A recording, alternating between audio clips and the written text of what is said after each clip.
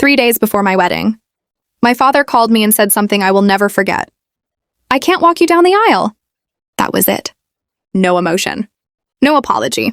Just silence hanging between us while I stood in my flower studio holding a bundle of white roses in one hand and pruning scissors in the other. At first, I honestly thought he was joking. Then he said the reason. "Your sister thinks it would hurt her too much." I remember staring at the wall behind my workbench like my brain couldn't catch up fast enough. My sister wasn't getting married. I was. But somehow, my wedding had become about her feelings too. And the worst part? This wasn't new. If you've ever been the child who got ignored while someone else in the family got all the love, you'll understand exactly what I mean. My name is Claire. I'm 31 years old, and I spent most of my life trying to earn love from people who kept moving the finish line. I grew up in a small suburban town outside Chicago. Quiet streets, perfect lawns, parents who cared deeply about appearances. My older sister, Rebecca, was the golden child from the beginning. Straight A student. Cheer captain. Student council. The daughter my mother bragged about at every dinner party. Meanwhile, I was the creative one.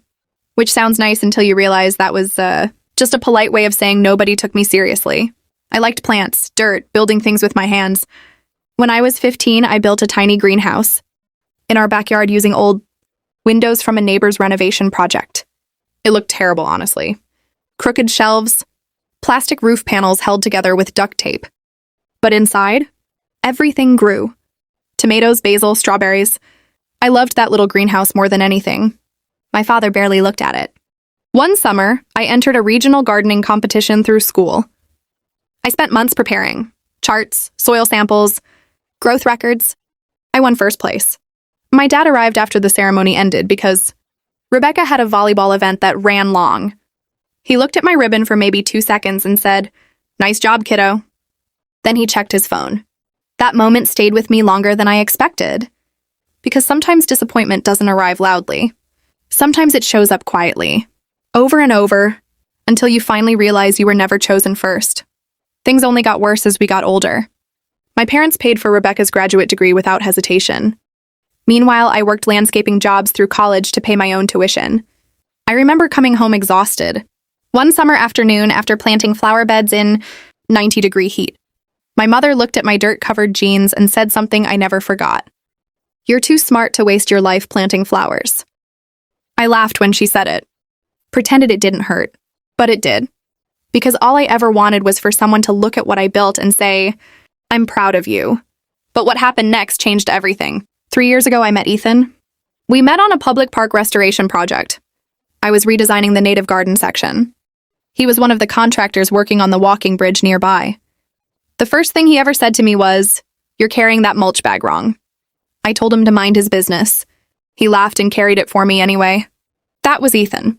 Steady, calm, the kind of man who never needed to be the loudest person in the room to make you feel safe. A few weeks later, he introduced me to his father, Walter. Walter was a retired carpenter with rough hands and soft eyes. The kind of man who fixed things without being asked. Broken fence? He'd show up with tools. Cabinet hinge loose? Already repaired before you noticed. The first time he visited my workshop, he ran his hand across one of the wooden planter boxes I built and smiled. "You made this yourself?" I nodded. He looked genuinely impressed. Not fake polite. Real impressed. "You've got talent, kid." I swear to you, that sentence healed something inside me. Because it came from a man who meant it. Over the next few years, Walter slowly became more of a father to me than my own dad ever had. He built shelves for my workshop, helped me install lighting, brought coffee when I worked late. He remembered things about me.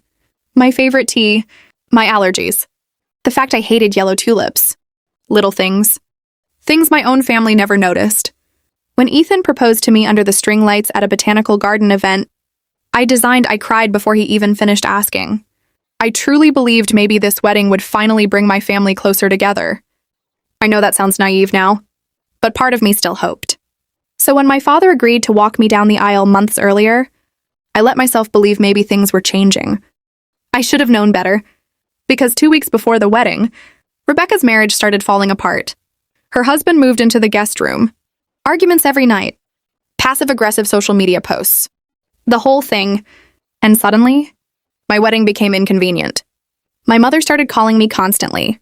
Try not to make Rebecca feel left out. Don't post too many wedding updates. She's going through a difficult time. Every conversation somehow circled back to protecting her feelings. Then came the phone call. I can't walk you down the aisle. I stood on my porch afterward for almost an hour staring at my garden.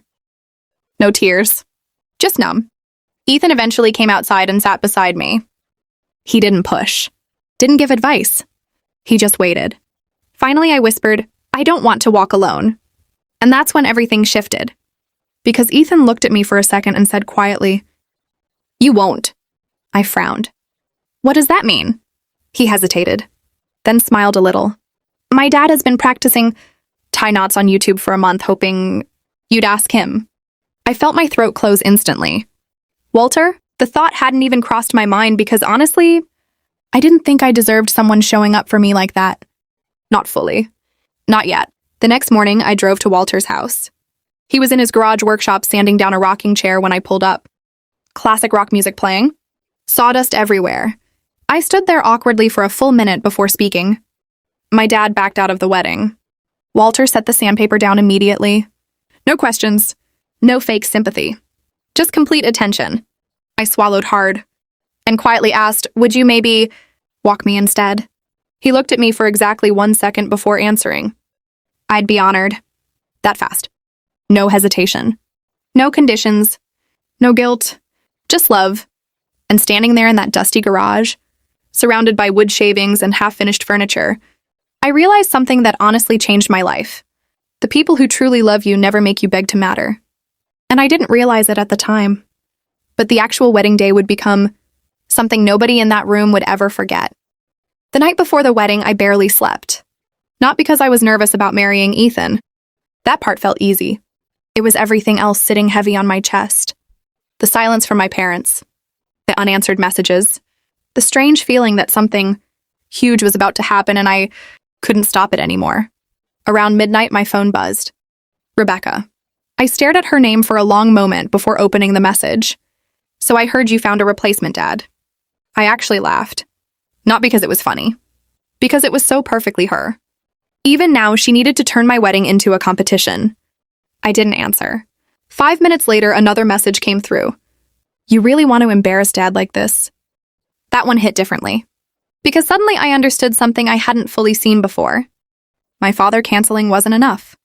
Rebecca wanted me hurt, wanted me alone, wanted me walking into that ceremony, looking abandoned, so she could still feel like the important daughter.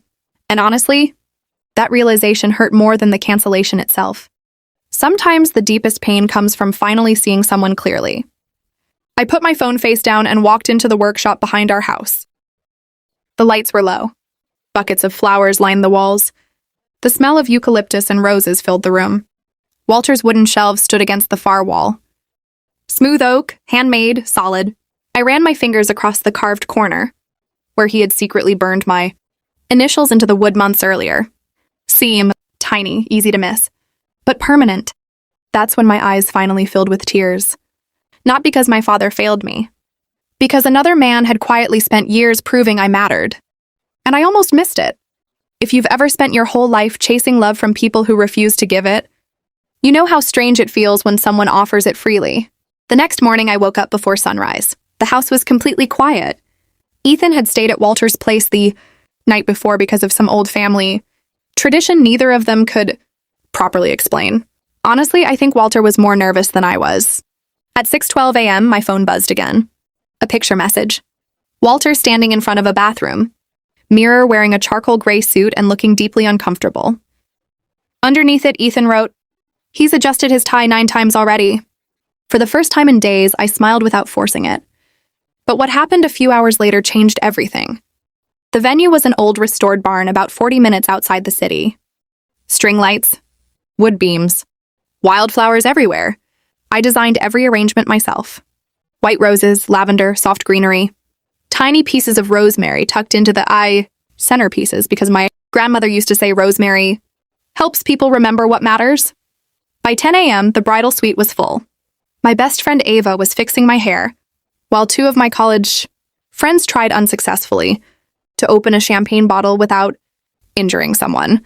For a little while, it actually felt normal. Safe. Then there was a knock at the door. Ava opened it, and suddenly the whole room went quiet. Walter stood there holding a small box in both hands. He looked nervous, like he wasn't sure if he belonged there, which honestly broke my heart a little, because that man had shown up for me more consistently than anyone else in my entire life. "You got a minute, kid?" he asked softly. Everyone in the room immediately found excuses to leave. The second the door closed behind them, Walter handed me the box. Inside was a small hairpin, made from polished wood and tiny, pressed flowers sealed under resin. Handmade. Of course it was handmade. "I figured you should have something from me too," he said. I looked up at him and completely lost the battle with my emotions. He panicked instantly. "Oh no, don't cry." "I'm terrible with crying." I laughed while wiping my face. "You literally walked into a bridal suite on a wedding day." Crying was guaranteed. That made him laugh too. Then his expression softened, and he said something I don't think I'll ever forget. "Your father missing this day says something about him. Not you?" Just like that. No dramatic speech. No fake motivational quote. Just truth. Simple and clean. And somehow that hurt and healed me at the same time. At noon, guests started arriving. From behind the curtain, I could see people filling the seats one row at a time. Ethan's family, co-workers, friends, and then I saw them. Back row. My parents. And Rebecca. The three of them sitting together like they were attending a business meeting instead of a wedding. My stomach dropped. Not because I wanted them gone. Because for one stupid second, I still hoped they came to fix things. Then I watched my mother lean over and whisper something to Rebecca while my father stared at the floor. And I knew they weren't there for me. They were there so nobody could say they didn't come. There's a difference. A huge difference. I let the curtain fall shut and took a deep breath. Ava touched my shoulder carefully. "You okay?" I surprised myself by answering honestly. "Yeah," I said quietly. "I actually think I am." And that's when everything shifted. Because for the first time in my life, I stopped waiting for my family to become different people. The music started. Soft piano first, then strings. Guests stood. The coordinator looked at me and smiled gently. "Ready?" I reached into my bag and pulled out an old note. My grandmother wrote me years before she passed away. I carried it everywhere during stressful moments. One line was underlined twice. "The people who truly love you will never make you earn your place beside them." I folded the note carefully and slid it back into my bag. Then Walter stepped beside me.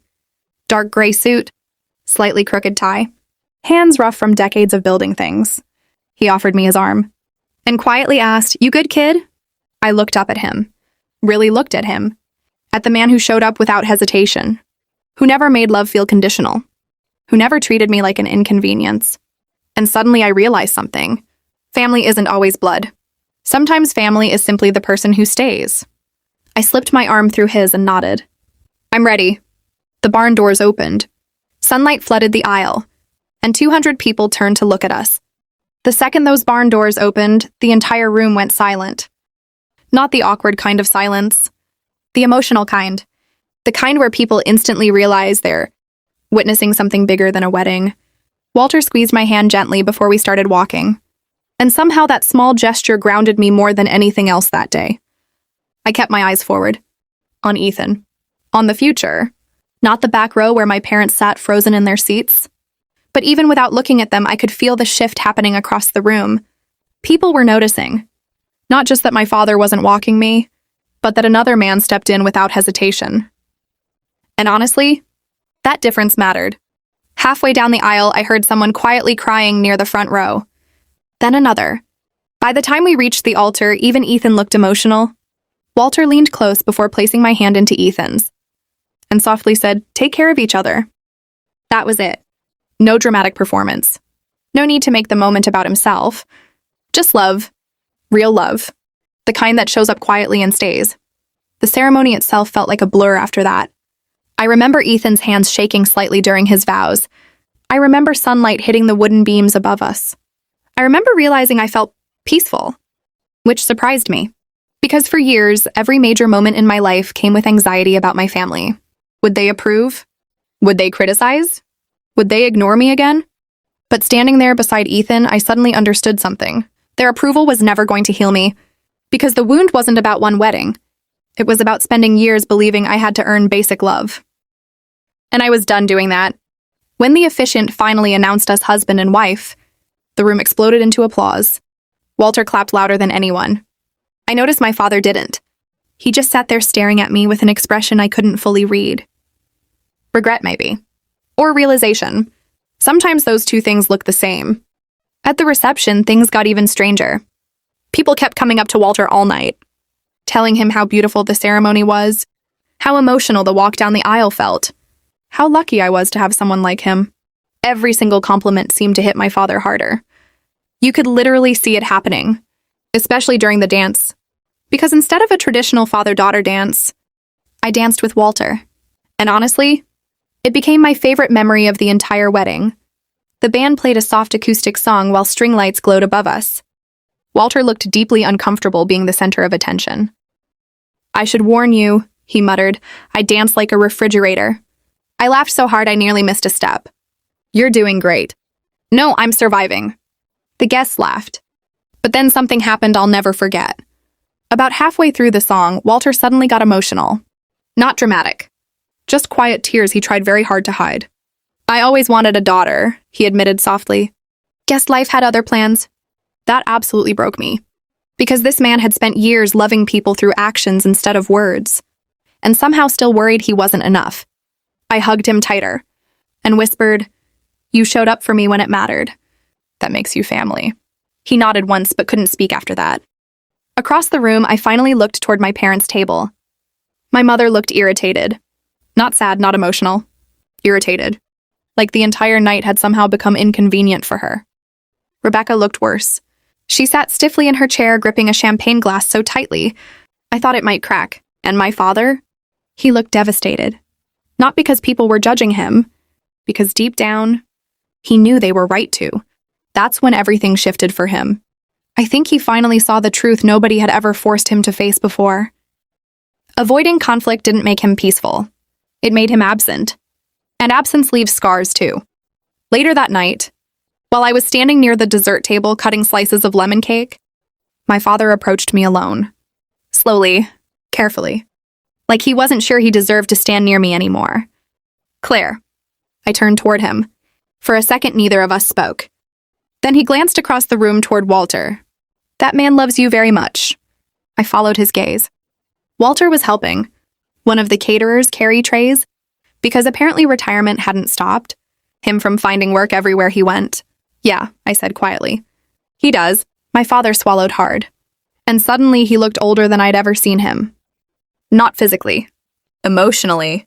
Like regret had finally caught up with him all at once. "I should have been the one walking beside you today." There it was. The truth. Finally spoken out loud. A younger version of me would have immediately tried to comfort him. Would have rushed to make him feel better. But that girl was gone now.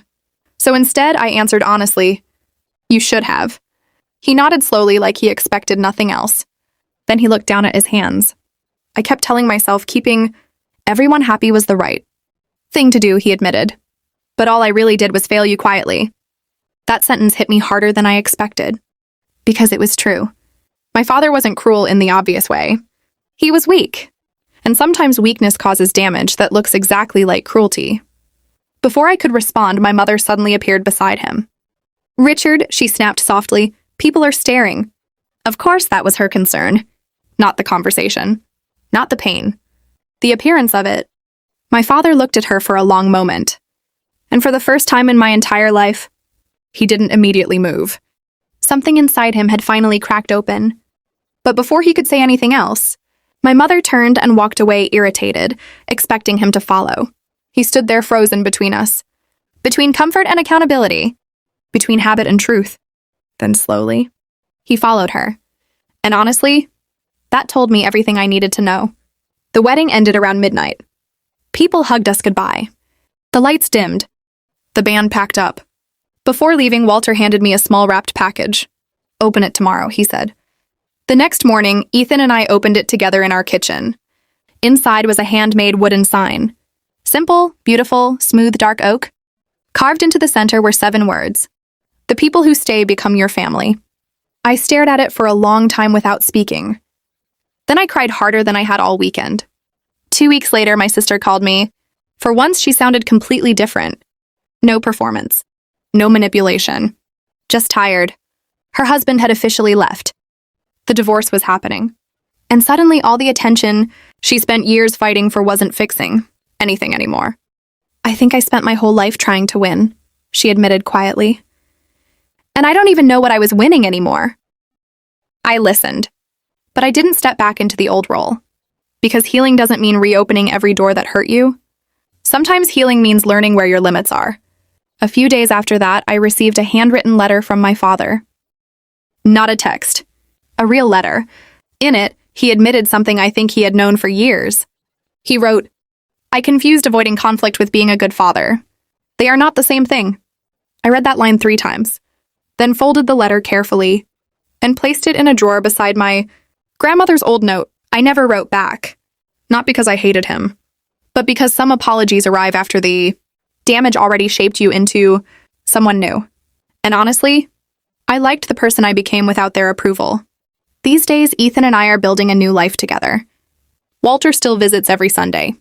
Still fixes things that aren't broken. Still pretends he hates emotional conversations. And every time I see that wooden sign hanging in our kitchen, I remember something I wish I understood years earlier. Real love does not make you beg for a seat at the table. Real family shows up. Every single time. And sometimes, the people who choose you become more important than the people who gave you your last name. And sometimes, the people who choose you become more important than the people who gave you your last name. If this story touched your heart, or reminded you that real family is about love, not blood, make sure to subscribe. And if you've ever had to choose your own peace over people who kept hurting you, you're not alone. See you in the next story.